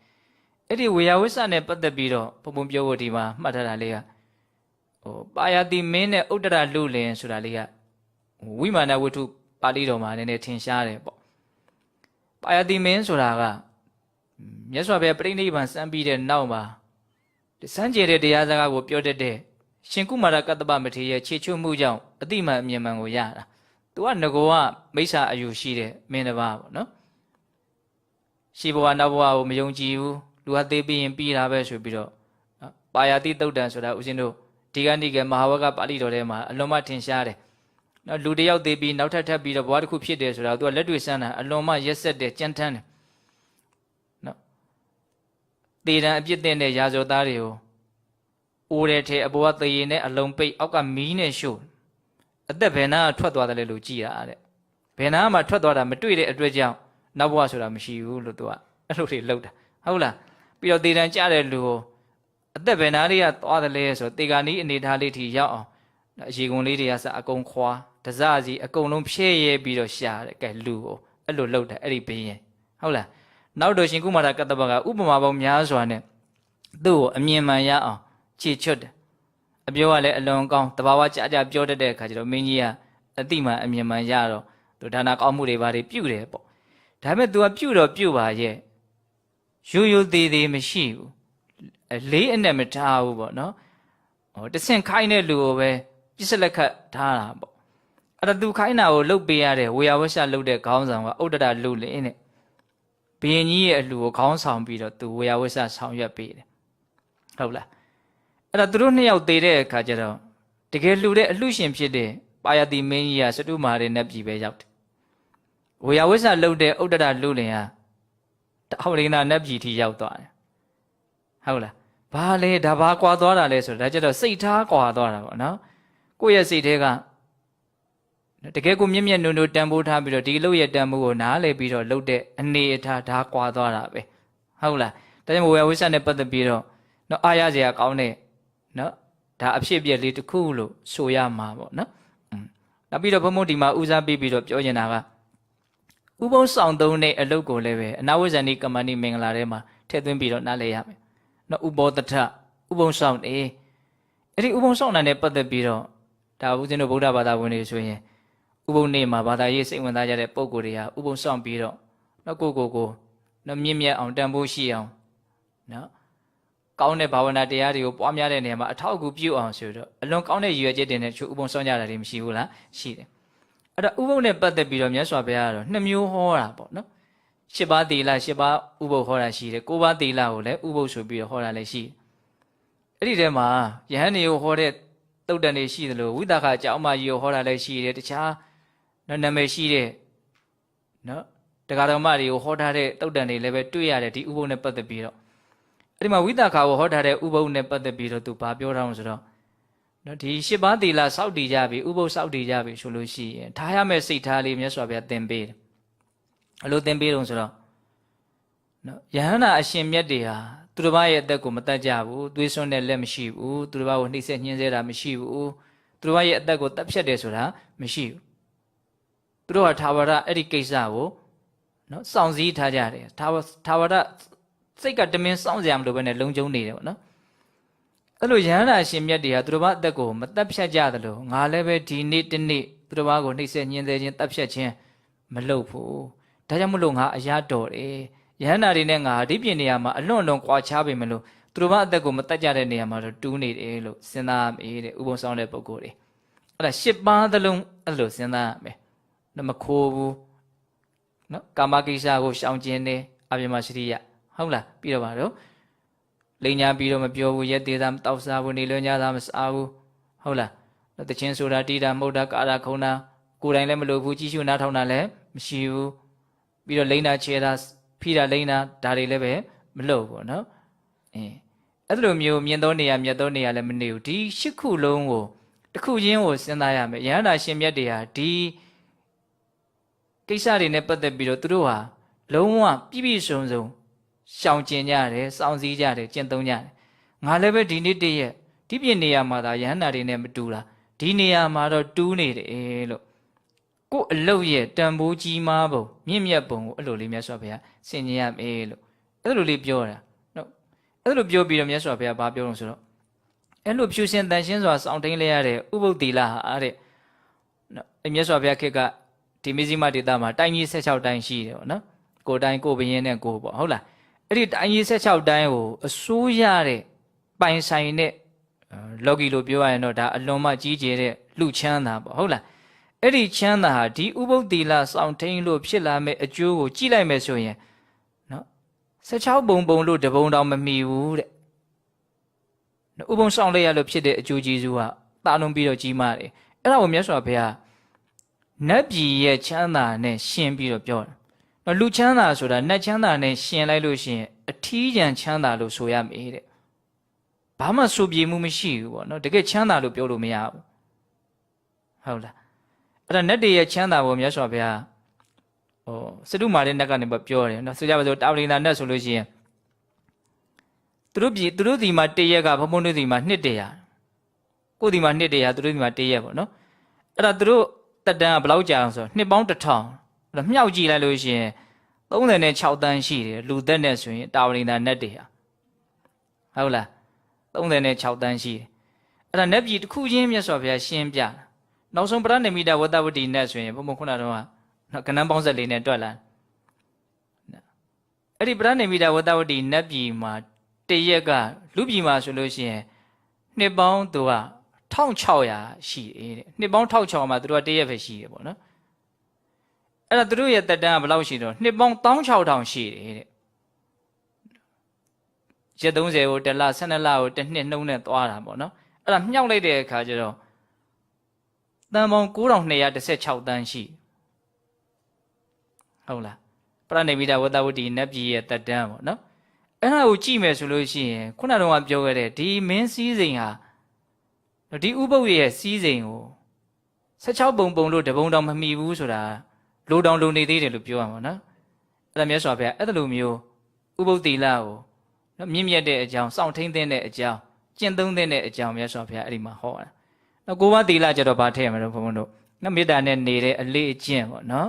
တတ္တဝါတွေရဲ့အပေါ်မှာနော်ကောင်းကျိုးချမ်းသာကိုလိုလားတဲ့စိတ်နဲ့နေတာဟုတ်လားအဲ့ဒါလို့ဆိုလို့ရှိရင်မေတ္တာပို့တဲ့လုပ်ငန်းကိုလည်းပဲအနာဝဇ္ဇန္တိကမ္မဏိမင်္ဂလာထဲမှာဘုန်းတို့ထည့်သွင်းလို့မရဘူးလားရတယ်အဲ့ဒါကြတော့ဘာဖြစ်သွားပြီတော့ပို့ပြီးတော့အဆင့်မြင့်သွားပြီဟုတ်လားအဲ့ဒီနေ့မှာဥပုပ်ရဲ့အကျိုးဥပုပ်သီလရဲ့အကျိုးနဲ့ပတ်သက်ပြီးတော့နော်လူသိထင်ရှားတဲ့ကြော်ကြားတဲ့ဇတ်တော်တစ်ပုဒ်ရှိတယ်ဘုန်းတို့လည်းဟောဖို့ပါတယ်နော်ဆရာကြီးဥပုံညာရေးတယ်ရေးတယ်ပြတ်ဇတ်ဆိုတာဟုတ်လားခင်္ဂမာလဇတ်မင်းကွန်းဆိုတော်ဘုရားကြီးဟောထားတာလည်းအလွန်မှနာလို့ကောင်း နော်ဘုရားလောင်းကတခုသောဘဝတုန်းကအလွန်ဆင်းရဲတဲ့ဆင်းရဲသားတရားဆင်းရဲသားတယောက်ပေါ့နော်အဲ့ဒါတထေးကြီးတွားပြီးတော့အလုပ်တောင်းတဲ့ခါကျတော့တထေးကြီးကမင်းငါအိမ်မှာလှုပ်လို့မယ်ဆိုရင်ဥပုံဆောင်နိုင်မှာငါအလုပ်ပေးမှာငါအိမ်မှာရှိတဲ့လူတွေကဥပုံနေတိုင်းဥပုံဆောင်ကြရတယ်ဟာကျွန်တော်လည်းစောင့်မှမယ်နောက်မသိတဲ့ခါကျတော့ဥပုံနေဒီနေ့မှာရောက်ချင်းသိမကြခင်ပေါ့နော်သူအလုပ်တွေတွန်းလုပ်ပြီးတော့နေ့လေဟိုအချိန်လွန်သွားပြီဆိုတော့မှသူများဥပုံဆောင်ကြတယ်သူကမစားရသေးဘူးဒါပေမဲ့သူကလည်းပဲတရားတရားရှိတဲ့ပုံကိုဆိုတော့ဥပုပ်ကိုစောင့်လိုက်တဲ့အခါမှာတနေ့ကိုမစားရတာဖြစ်တဲ့အတွက်ကြောင့်နော်ခန္ဓာကိုယ်ကဖောက်ပြန်ပြီးတော့လေနာယောဂထားပြီးတော့အဖေအလောင်းကအဲ့ဒီတရက်နေ့တစ်ချမ်းပေါ့နော်ဥပုံဆောင်ပြီးတော့သေသွားတာသေသွားတဲ့အခါကျတော့သူသေကနီးမှာဘယင်ကဒီတိုင်းကလှဲ့လေတာဟုတ်လားအဲ့လမ်းပေါ်သွားတာကိုသူသေကနီးမှာမြင်လဲရတယ်အဲ့ဒီအာယုံလည်းရှိတယ်သူ့မှာလည်းအလွန်စင်ကြယ်တဲ့ဥပုပ်ကလည်းရှိတယ်အဲ့ဒါဘယ်ရောက်သွားအောင်ဆိုအမိဘုရားဝန်ရောက်သွားတာသိလားအဲ့ဒါနောက်တော့ဘယင်ဖြစ်တော့ခါကျတော့ तू အမှတ်ရတယ်ဒီတထေးကြီးစီမှာ तू ဥပုံဆောင်ခဲ့တဲ့နေတစ်ပိုင်းဥပုပ်လေးကိုအမှတ်ရတယ် तू ရှင်ဘင်ဖြစ်တာဒီဥပုပ်တစ်ပိုင်းလေးရဲ့အကျိုးလို့ तू ကသတိရတယ်ဒါပေမဲ့ तू များကိုလည်း तू ကမပြောချင်ဘူး तू ကဆင်းရဲသားဘဝလာတာဆိုတော့ဒါပေမဲ့ तू ကအမြဲတမ်းကောင်းမှုများအလွန်မှအံ့ဩစရာကောင်းအောင်အာကိုတိုက်တယ်ဒါကို तू အမြဲတမ်းဥဒန်းကျူးတယ်အဲ့ဒါကိုမိဖုရားကြီးကအတိတ်ပဲမသိဘူးသိချင်တယ်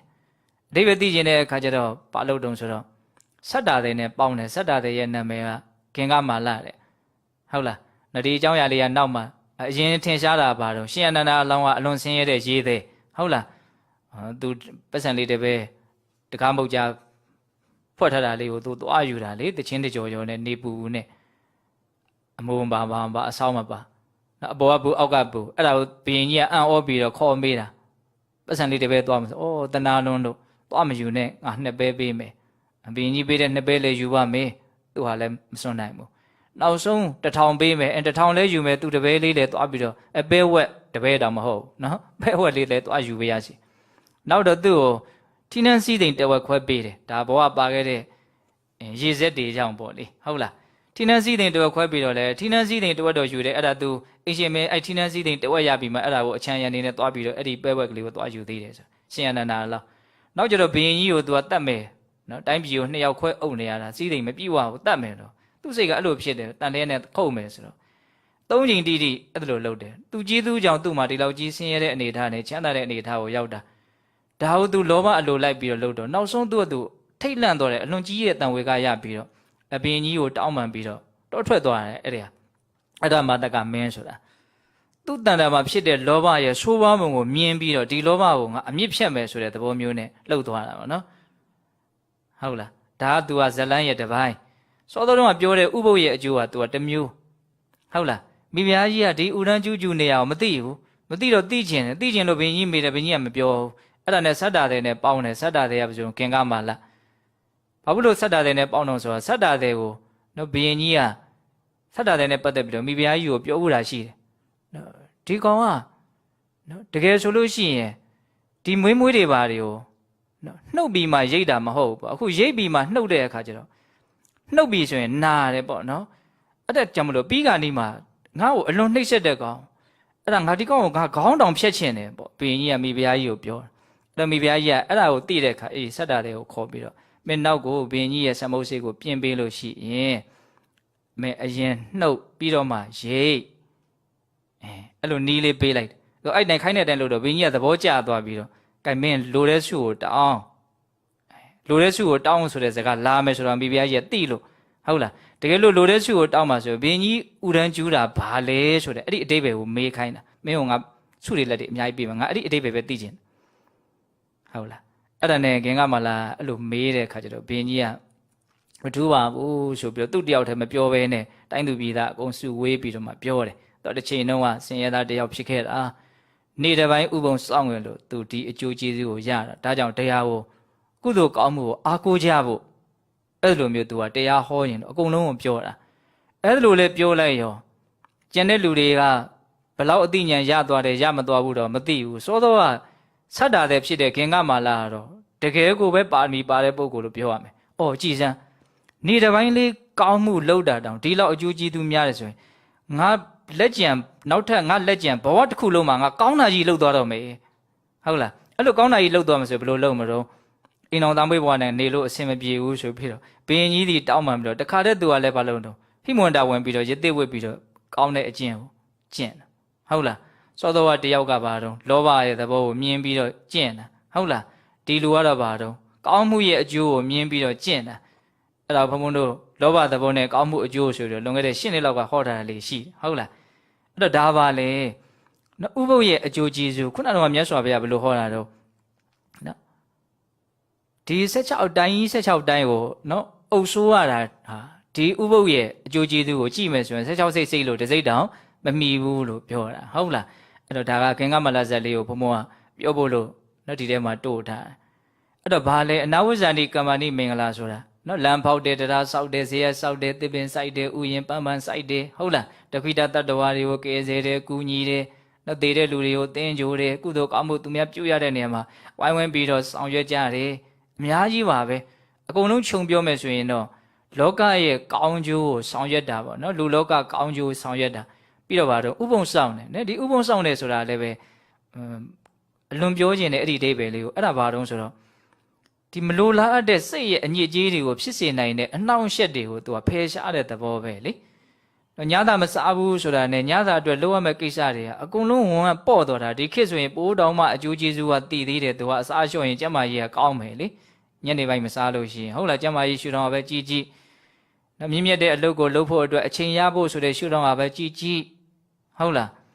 းကာမကိစ္စကိုစိတ်ထဲကနေလျှော့ချနိုင်မယ်ဆိုတဲ့ရှုထောင့်ကပဲကြည်ကြည်ဟုတ်လားဝိကာလဘောဇနာရဲ့အတိပ္ပယ်ရှိပုံပြောပြတယ်နော်ပြီးတော့ပါတော့တီးတယ်မှုတ်တယ်ကားတယ်ခုံတယ်ဒီပွဲလန်းသဘင်နဲ့ပတ်သက်ပြီးတော့လည်းဘာမှတကယ်တမ်းကကောင်းကျိုးကိုဖြစ်စေတာမဟုတ်ဘူးနော်မြတ်သောအကျင့်ရဲ့ခလုတ်ဆူးညောင်းနေလို့မြတ်စွာဘုရားဟောတယ်ဟုတ်လားအဲ့တော့ဘာလဲဥပုံဆောင်တယ်ဆိုတာမလိုလားအပ်တဲ့အညစ်အကြေးတွေကိုဖယ်ရှားသုတ်တင်ပစ်တာလို့မဆိုနိုင်ဘူးလားဆိုနိုင်နော်ဒါကြောင့်မလို့ तू ကလွန်ကြီးမားတဲ့အကျိုးကျေးဇူးကိုဖြစ်ပေါ်စေတာအကုန်လုံးကတကယ်တမ်းပြောရရင်တဘာဝတရားတွေကြီးပဲဟုတ်လားကောင်းစီတတ်တဲ့တဘာဝကောင်းစီတဲ့ဆိုးစီတတ်တဲ့တဘာဝဆိုးစီတဲ့ဟုတ်လားအဲ့လိုစောင့်စည်းတဲ့ဓာတ်တဘာဝပါတော့ကောင်းစီတတ်တဲ့ဓာတ်တဘာဝတွေပေါ့နော်ဟုတ်လားနောက်ဆုံးစိတ်ကိုပါသွားပြီးတော့စောင့်စည်းဖို့ तू ကအရန်တဲ့အနေအထားမျိုးပါဖြစ်တယ် तू ကဟုတ်လားဥပုံဆောင်ထားတယ်ဆိုရင်ဟိုဘက်မှာတရားဘာဝနာပွားဖို့ तू ကအခြေအနေကောင်းတွေအကုန်လုံးဖန်တီးထားပြီးသားဟုတ်လားဆိုရပါစို့စိုက်တော့မယ်ပြိုးတော့မယ်ဟဲ့ဆိုလို့ရှိရင်မြေကိုတန်ရှင်းမယ်ထွန်မယ်ရက်မယ်ဟာတကြီးလေးကောင်းအောင်ကုန်းလုံးမြေလေးကိုရွာနေအောင်ဣနေအောင်လှုပ်ထားမယ်ဟုတ်လားအဲ့ဒါဆိုရင်ဘာလို့အရန်သင်းစိုက်ပေါ့ဘာဝနာတရားတွေဟူသောအပင်တွေစိုက်ဖို့အတွက်ဥပုပ်ကဘာလုပ်ထားအရန်သင်းမြေကိုပြင်ထားတာထပ်ကောင်းတဲ့ပေါ်တဲ့ဥမာလေးပြောလိုက်တာဟုတ်လားအဲ့တော့တစားတစားနဲ့ကိုယ့်ရဲ့ဒီအည်အသွေးတွေကိုဒီအနာဝဇ္ဇာနိကမ္မဏိမင်္ဂလာကိုကျင့်သုံးရင်းနဲ့ဘုံဘုံတို့နော်မြင့်တင်နိုင်မယ်ဆိုရင်လည်းမြင့်တင်လို့ရတယ်အဲ့ဒါနဲ့ပတ်သက်ပြီးတော့နော်ဏီကုံပိုင်းကျန်တဲ့အချိန်လေးမှာနော်ဘုံဘုံပြောဖို့စီစဉ်ထားတာလေးကနော်ဓမ္မပဒပါဠိတော်မှာနော်မှတ်တမ်းတင်ထားတဲ့ဂါထာလေးတစ်ပုဒ်ရှိတယ်နော်အဲ့ဒီဂါထာလေးကိုပဲအကြောင်းပြုပြီးတော့ဘုံဘုံတို့ရဲ့အနာဝဇ္ဇာနိကမ္မဏိမင်္ဂလာရဲ့နော်လေးနဲ့ကျေပြန့်ပုံလေးကိုလည်းပဲနော်တနည်းနားလေလို့ရမယ်ပေါ့နော်ဒါကြောင့်အဲ့ဒီဂါထာလေးကိုပြောမယ်အဲ့ဒီဂါထာလေးဘာကြောင့်ဟောရတယ်လဲဆိုတဲ့အကြောင်းအရာလေးကိုလည်းပြောပြခြင်းတယ်အဲ့ဒီဂါထာလေးဟောရခြင်းရဲ့အကြောင်းအရာကအနာဝဇ္ဇာနိကမ္မဏိမင်္ဂလာနဲ့သူကဓာတ်ရိုက်ပတ်သက်ဆက်ဆက်နေတယ်ဒီမင်္ဂလာအကြောင်းကိုပြောမယ်ဆိုတော့ဒီမင်္ဂလာနဲ့ဆက်ဆက်တဲ့အကြောင်းအရာလေးတွေလည်းဘုံဘုံတို့ရှားတာပေါ့ဟုတ်လားဘုံဘုံတို့အညတရပြမနာဝတ္ထုဆိုပြီးတော့မလှဝတ်ထဲမှာမှတ်တမ်းတင်ထားတယ်တာဝတိမြို့ထဲမှာပုံသားတစ်ယောက်ရှိတယ်ပင်ကိုကလည်းစိတ်ကောင်းနှလုံးကောင်းရှိတဲ့ပုဂ္ဂိုလ်လို့နော်သူ့ရဲ့ဖြစ်ရက်ကိုကြည့်ရင်သိနိုင်တယ်ပေါ့နော်အဲ့ဒါဘာလို့တုံဆိုတော့ဒီနေ့သူ့အိမ်ရှိမှာနော်ယဟန်နေရဆွမ်းကံဝင်မယ်ဆိုတော့သင်္ကန်းယုံညာသင်္ကန်းယုံတဲ့အခါကျတော့မြက်ပင်မှာနှင်းလေးတွေကကြားနေတဲ့အခါကျတော့သင်္ကန်းမှာနှင်းလေးတွေရွှဲတွေ့တော့အော်မြက်ပင်တွေတစ်ပင်တွေကိုင်းပင်တွေရှိတာမကောင်းပါဘူးဆိုပြီးတော့ထွက်ပြီးတော့အဲ့ဒီဟာမြက်တွေကိုသူရှင်းတယ်အတန်ရှင်းသွားတာပေါ့နော်မြေပြောင်ပြောင်လေးဖြစ်သွားတယ်အဲ့ဒါယဟန်တွေကဒီလိုပဲသင်္ကန်းယုံညာနောက်နေတယ်သင်္ကန်းယုံတော့တခါကြည့်ပြန်တော့ဘာတွေ့တုံဆိုတော့ဖုံလေးတွေပေတာကိုတွေ့ရတခါလေးလဲဖုံနဲ့ထိမိတာပေါ့အဲ့ဒါဖွေးဖွေးတွေတင်းတယ်အော်မကောင်းဘူးဆိုပြီးတော့ဒါမကောင်းသေးဘူးဆိုပြီးတော့ဘာလုပ်တုံဆိုတော့သဲတွေမြစ်ထဲကနေထမ်းပြီးတော့သဲတွေခင်းတာသဲကြတော့ဖုံနဲ့အများကြီးတန့်ရှင်းသွားပြီလေနော်သဲလေးကောင်းကောင်းလေးခင်းတာဆိုတော့ဟုတ်နေဟုတ်လားအဲ့နဲ့သဲလေးတွေခင်းတာအဲ့ဒါကိုသူကြည့်ပြီးတော့ပီတိဖြစ်တယ်နော်အဲ့ဒါနဲ့နောက်နေ့တွေကြတော့တဖြည်းဖြည်းနဲ့ຫນွေကရောက်လာသလားမသိဘူးနေကပူးလာတဲ့ဆွမ်းကန်ကနေ ယဟန်တော်တွေနေပူတာကြည်စမ်းဆိုပြီးတော့သဲခင်းတာလည်းအာမရဘာလို့ဆိုမန်းတက်ကလေးထိုးတယ်တဲ့လေးစင်တိုင်းမန်းတက်ကလေးအရိတ်ကလေးကြတော့တတ်တာတာပေါ့နော်အဲ့ဒါ तू ပီတိဖြစ်တယ်အဲ့လိုနဲ့နောက်တစ်ဖြည်းဖြည်းနဲ့ तू မန်းတက်ကမိုးရတဲ့အခါကျတော့အခြေအနေကတိတ်ပြီးတော့မကောင်းမြန်မှုဖြစ်တယ်မိုးယူတာပေါ့အဲ့တော့ gain မထူဘူးဆိုပြီးတော့ तू ခိုင်ခိုင်မာမာဇေယျကလေးဆောက်တယ်ခေါင်လေးပါလေးနဲ့ဆိုတော့မိုးလည်းမယူတော့ဘူးဟုတ်လားအဲ့တော့ဇေယျကလေးဆောက်ရနော်အစပါတော့မြက်ပေါက်တဲ့အဆင့်ကနေတက်လာတာဟုတ်လားမြက်ပေါက်တယ်မြက်ပေါက်တာကနေဖုံလူတာမကြိုက်လို့သဲခင်းတယ်နေပူတာမကြိုက်လို့မန်းတက်ဆောက်တယ်မိုးရွာတာမကြိုက်လို့ဘာလို့တော့မှန်ဇေယျဆောက်လိုက်တယ်ဟုတ်လားအဲ့ဒီဇေယျကလေးဆောက်ပြီဆိုတော့သူ့စိတ်ကဘာဖြစ်တော့ငါဇေယျကလေးတောင်ဆောက်နိုင်သွားတယ်ဟုတ်လားအဲ့တော့ဖျားမှုရှိတဲ့တန်ဃာကိုပင့်ပြီးတော့ငါအနှုမောဒနာပြုံးမှာပဲသူဝမ်းသာတာဆွန်းလေးပါကတ်ချင်တယ်အဲ့ဒါနဲ့ဖျားမှုရှိတဲ့တန်ဃာပင့်ပြီးတော့သူ့ဇေယျရေသေးချပေါ့နော်ဒီခေတ်လို့ပြောမှဆိုရင်ဟုတ်လားအဲ့လိုပင့်ပြီးတော့အဲ့မြတ်စွာဘုရားကိုသူလှုပ်ခဲ့တဲ့အကြောင်းအရာလေးတွေကိုရှောက်တော့အဲ့ဒါမြတ်စွာဘုရားသူ့ကိုဂါထာလေးတစ်ပုဒ်ဟောတယ်အဲ့ဒီတကကြီးအမှုပြုတဲ့ပေသက်ကိုပေါ့နော်ပါဟောတော့ဆိုတော့အနုပုပ္ပေနမေတာဝီထောကံခဏိခဏိကမ္မရာရဇတတေဝနေဓမေမလမတနောတဲ့ဦးဇင်းတို့ငယ်ငယ်ကအလွန်သဘောကျတဲ့ဂါထာလေးပေါ့နော်အနုပုပ္ပေနမေတာဝီထောကံခဏိခဏိကမ္မရာရဇတတေဝနေဓမေမလမတနောကမ္မာရောပရိန်သေးသည်ရဇတတငွေဤမလန်အညစ်ကြေးကိုနေဓမေဤဝတဖြည်းဖြည်းချင်းထုတ်တဲ့ကဲ့သို့မေရာဝီပညာရှိသည့်အနုပုပ္ပေနအစဉ်သဖြင့်ထောကံအနှဲငယ်ခဏခတိုင်းအတ္တနောမိမိတန်ထာနေတန်တန်၌ဝိဇ္ဇမာနထင်ရှားရှိသောမလန်ကိလေသာအညစ်အကြေးကိုနေဓမေတဖြည်းဖြည်းထုတ်ရ၏တဲ့ဟုတ်လားငွေတဲ့ပစ္စည်းတွေလောက်ကြတဲ့ဗရိန်တွေရွှေတဲ့ပစ္စည်းတွေကိုလောက်ကြတဲ့ဗရိန်တွေဟုတ်လာ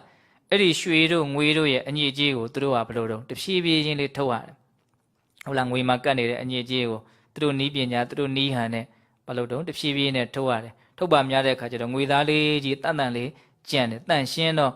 နော်လက်ဝက်လက်စားပဲဖြစ်နော်အစင်တစားပဲဖြစ်လှုပ်တဲ့နေရာမှာကောင်းလေးလှုပ်လို့ရတယ်နူးညံ့တဲ့တိမ်မွေတဲ့ကြိုက်တယ်လို့လှုပ်လို့ရသွားတယ်နော်ရွှေဆိုလို့ရှိရင်ပျော့လေးလို့တောင်ထင်ရလောက်အောင်ထိကြိုက်တယ်လို့လှုပ်လို့ရတဲ့အနေအထားရှိသွားတာပေါ့အညစ်အကြေးကင်းသွားတာဟုတ်လားအဲ့ဒါကိုမြတ်စွာဘုရားဥမာပေးတာနော်ဗရိန်တွေဟာငွေရဲ့အညစ်အကြေးကိုတဖြည်းဖြည်းချင်းထုတ်တယ်လို့တဲ့ပညာရှိတဲ့ပုဂ္ဂိုလ်ဟာအစဉ်အတိုင်းလေးတဆင့်ပြီးတဆင့်တက်ပြီးတော့ကိုယ့်ရဲ့စိတ်မှာစွဲနေတဲ့တတန်တရားလုံးကညှိနေတဲ့နော်အညစ်အကြေးကိုနော်အခွင့်ရတိုင်းအခြေအနေပေးတိုင်းဘာလို့ရမလို့နေချင်းထုတ်တဲ့ဟုတ်လားနေချင်းထုတ်ရမယ်တဲ့နော်ခဏတိုင်းဆိုတာအခွင့်ရတိုင်းလို့အဓိပ္ပာယ်ကိုအဲ့လိုလေးနားလည်ရမယ်နော်အဲ့လိုဘုံဘုံတို့နော်အခွင့်ရတိုင်းကြိုးစားမယ်ဆိုလို့ရှိရင်ဘာဖြစ်သွားနိုင်တော့နောက်ဆုံးအညစ်အကြေးလုံးဝကင်းတဲ့ပုံကိုဖြစ်မသွားနိုင်ဘူးလားဖြစ်သွားနိုင်နေဟုတ်လားအဲ့ဒီတရားလေးကိုလည်းဟောလိုက်ရောနော်အဲ့ဒီပရိန်တရားအဲ့ဒီပုံနာသောတာပန်ဖြစ်သွားတယ်ဟုတ်လားသောတာပန်ဖြစ်သွားပြီဆိုတော့မင်္ဂလာကဘယ်လိုဖြစ်သွားပြီလဲအလွန်ကိုပဲကြီးမားမားပြည့်ဝသွားပြည့်စုံသွားနော်စောတော်တုန်းကနာဝိဇာနိကမ္မဏိမင်္ဂလာပေါ့ဟုတ်လားသောတာပန်ဖြစ်သွားပြီဆိုတော့ဒီမင်္ဂလာသုတ်ဒေသနာနဲ့ဝေဖန်မယ်ဆိုရင်သူ့ကိုဘယ်လိုဝေဖန်မလို့တဘောစာမြမစတိယစာရိယသစ္စာနာဒတနံလာမှာနော်အဲ့ဒါတွေ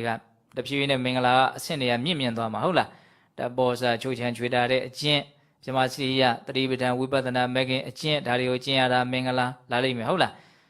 အရိယသစ္စာနာဒတနံအရိယာတွေသိတဲ့မြင်တဲ့သစ္စာ၄ပါးအမှန်တရားကိုသိရမြင်ရတာဟာအထွတ်အထိပ်မင်္ဂလာဟုတ်လားနိဗ္ဗာန်သစ္စိကရိယာသစ္စာ၄ပါးသိပြီဆိုရင်နိဗ္ဗာန်မျက်မှောက်ပြုပြီဟာအထွတ်အထိပ်မင်္ဂလာတွေရဟုတ်လားအဲ့ဒီကြတော့မှကောင်းတာတွေပဲလာဆိုးတာတွေပဲလာဘဝမှာဘလို့အတွေ့အကြုံတွေရောက်မလို့မှသူတို့ရဲ့စိတ်ဟာတုန်လှုပ်မှုဖောက်ပြန်မှုပြောင်းလဲမှုမရှိတော့ဘူးရွှေဟာငရဲမီးနဲ့တို့ကြည့်ဟုတ်လားဘာမှဖောက်ပြန်ပြောင်းလဲတာမရှိရွှေအစ်စ်ဖြစ်သွားပြီဟုတ်လားသစ္စာ၄ပါးသိလို့ကိလေသာကုန်သွားပြီနိဗ္ဗာန်မြင်သွားပြီဆိုတော့လောကဓာတ်တွေကသူ့ကိုဘလို့လာတို့သူတို့ဖောက်ပြန်တယ်ပြောင်းလဲတယ်ဆိုတာမရှိတော့ဘူးအဲ့ဒါတော့အထွတ်ထိပ်မင်္ဂလာဖြစ်သွားတာပေါ့နော်မင်္ဂလာအဲ့ဒီထိသွားမှာအခုဒီပုံနာအဲ့ဒီထိမင်္ဂလာကနော်သောတပတိမေညာဆိုတော့တသိတတေတာအဲ့ဒီမင်္ဂလာတွေနော်ပြည့်ဝကြီးရသွားပြီလို့မဆိုနိုင်ဘူးလားဆိုနိုင်တယ်ဒါဘယ်ကနေသူစတော့တာတော့အနာဝိဇ္ဇာနိကမ္မာနိနော်အပြစ်ကင်းတဲ့အလုပ်နော်လှုပ်ချင်စိတ်ကလေးရှိတာပေါ့နော်သူများကိုစင်ပြေစေခြင်းတာသူများကိုကောင်းစေခြင်းတာမေတ္တာစေတနာတွေအရင်ခံထားတဲ့အခါကျတော့နော်လှုပ်เสียရတွေမြင့်မြတ်တဲ့အလုပ်တွေကအများကြီးအပြည့်ပါပဲဒါကြောင့်မလို့ဘုန်းဘုန်းတို့ နော်တမျက်စီလဲတယ်ဆိုရင်ဒါဒီမင်္ဂလာထဲမှာအကျုံးဝင်နေတာဟုတ်လားတပည့်ရင်းဆရာတော်ဘုရားကြီးရေးတဲ့ပရမတ္ထစက္ခုဒီပဏီထဲမှာနဲ့တူတယ်နော်ကိုယူတတ်မယ်ဆိုလို့ရှိရင်နော်ခွချီးပုံထဲမှာတောင်မှနိဗ္ဗာန်ကိုရနိုင်တယ်လို့ဆရာတော်ကြီးကအဲ့တိုင်ရေးတယ်ကိုယ့်ရဲ့တရားတရားကိုယ့်ရဲ့ယုံကြည်မှုရှိလို့ရှိရင်ဒါကိုမြင့်မြတ်တဲ့စိတ်နဲ့ဖယ်ရှားလိုက်မယ်ဆိုရင်အမြင်ကတော့တန်ရှင်းရေးလုပ်နေတာပေါ့နော်ဒါပေမဲ့လို့တကယ်ဘာဖြစ်နေတာသူ့စိတ်ထဲမှာအလွန်မြင့်မြတ်တဲ့သဘောဖြစ်နေတာဟုတ်လားအဲ့ဒီအညစ်အကြေးကိုရှင်းရင်နဲ့ကိုယ်စိတ်ထဲကအညစ်အကြေးကိုပါငါရှင်းမယ်ဆိုတဲ့စိတ်မြန်ဆက်နွယ်ပြီးတော့သဘောပေါက်သွားမယ်ဆိုရင်မှန်းလို့မရနိုင်တဲ့ကောင်းမှုတွေဖြစ်သွားနိုင်တယ်ဟုတ်လားဒါကြောင့်မလို့အလုပ်တစ်ခုလုပ်တဲ့နေရာမှာနော်စိတ်စေတနာလေးတွေကိုတဲ့အောင်မှတ်အောင်ဘုံဘုံတို့ကောင်းအောင်မွန်အောင်ထားနိုင်လို့ရှိရင်အဲ့ဒီအလုပ်ရဲ့တန်ဖိုးကဘယ်ရွေ့ဘယ်မြလို့ခံမှန်းဖို့တောင်မလွယ်လောက်အောင်မြင့်မြတ်သွားနိုင်တယ်ဟုတ်လားဒါကြောင့်အနာဝိဇ္ဇာနေကမ္မနိမင်္ဂလာအလွန်တရာမှကျင့်ပြတ်တဲ့သဘောရှိတယ်နော်အဓိကပါတော့အပြစ်ကင်းတဲ့အလုပ်တွေနော်လူသားကောင်းကျိုးဆောင်ရွက်တဲ့အလုပ်တွေကိုကောင်းအောင်ဆောင်ရွက်တဲ့အလုပ်တွေဥပုပ်ဆိုရင်ဒါကိုကောင်းအောင်ဆောင်ရွက်တယ်မနော်နောက်ဆုံးဘုံဘုံတို့ကိုယ့်ရဲ့အညစ်အကြေးတွေကိုတန်ရှင်းအောင်ဖြူရှင်းအောင်လုပ်မယ်ဆိုရင်ဒါအထွတ်အထိပ်နော်ကိုကောင်းအောင်လုပ်ရရောက်မသွားဘူးလားရောက်သွားတယ်အဲ့တော့ဘုံဘုံတို့ဒီနေ့မင်္ဂလာတရားလည်းပဲတဏှာကြီးပြည်တော့မယ်နော်အဲ့တော့ပြောခဲ့တာတွေအကုန်လုံးပြန်ပြီးတော့အနှစ်ချုပ်ကြည့်မယ်ဟုတ်လားဥမာကကြီးအကြောင်းလည်းနည်းနည်းပြောခဲ့တယ်နော်ဘဂဗြဟ္မာကြီးရဲ့အရှိအတိတ်ကာလကပြုလုပ်ခဲ့တဲ့မင်္ဂလာတွေဟုတ်လားပြီးတော့ဗါတော့ယတ္တတထေသာနော်ပါယတိမင်းဥဒ္ဒရလူလင်ဟုတ်လားဝိသခာကိုဟောခဲ့တဲ့ဥပုပ်ရဲ့အကျိုးနောက်ခင်ကမာလာဇတ်အညတရဗြဟ္မဏဒါတွေပြီးအောင်မှပြောနိုင်မှာမလားလို့ဘုံဘုံကအောက်မေ့နေတယ်။ကင်ပြီးသွားပြီနော်။အဲ့တော့တဏှာကြီးလဲထိုးတော့မယ်ဆိုတော့အန်ကြပါပဲနော်။အခြေအနေနဲ့ပြောရင်တာလေးနဲ့ဟုတ်လား။ဒါကြောင့်အနာဝိဇ္ဇာနိကမ္မာနိနော်အပြစ်ကင်းတဲ့အမှုကိစ္စတွေကိုနော်မြင့်မြတ်တဲ့စိတ်စေနာနဲ့နော်ကောင်းမွန်စွာပြုလုပ်နိုင်ကြတဲ့မင်္ဂလာတရားနဲ့ပြည့်စုံကြတဲ့နော်သူတော်ကောင်းတွေဖြစ်ကြပါစေလို့ဘုံဘုံတို့ဆန္ဒပြုပြီးတော့ဒီကနေ့ပြုလုပ်အထောက်အပ်သောဒါနသီလသမာဓိပညာကုသိုလ်ကောင်းမှုအစွစုတို့ရဲ့စွမ်းတတ္တိကြောင့်ဘုရားတပည့်တော်တို့သည်မဲ့ညာပုညံမျက်နှိပ်ပံကိုလင်းမြန်ထုတ်ချောက်မျက်မှောက်ပြုပြရစေကုန်သောဟုပတ္တနာအောင်စုပြုကြကုန်ရာတည်း